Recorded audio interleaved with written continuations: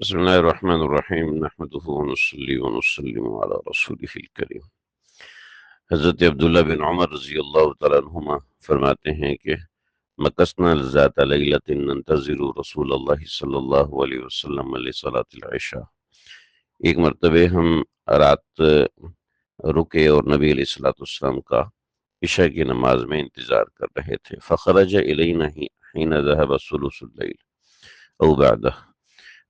آپ صلی اللہ علیہ وسلم اس وقت تشریف لائے جب تہائی رات گزر چکی تھی یا اس سے بھی زیادہ گزر چکی تھی۔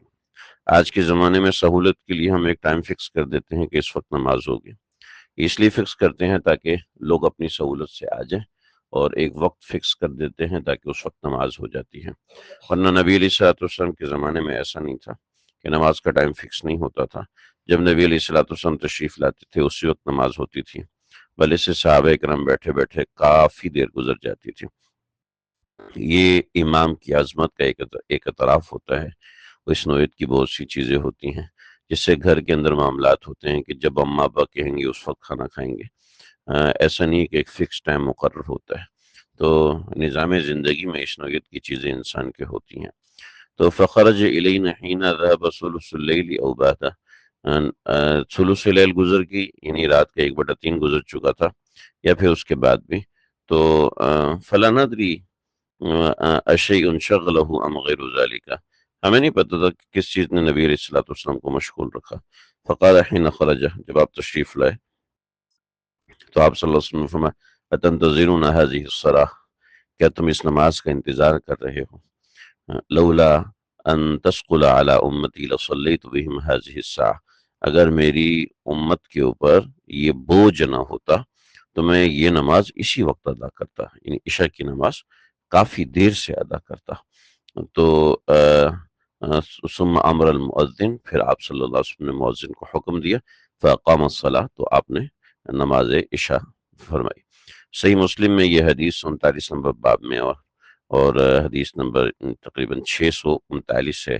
سنن نسائی کے اندر بھی یہ روایت موجود ہے، اور سنن نبی داؤد شریف میں یہ روایت موجود ہے، حدیث نمبر 420 ہے۔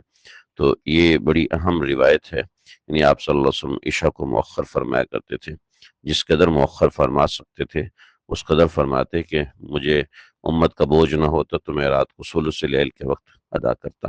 یعنی آج کل ثلث اللیل تقریباً جو ہے وہ 10 ساڑھے 10 بجے ہو جاتی ہے۔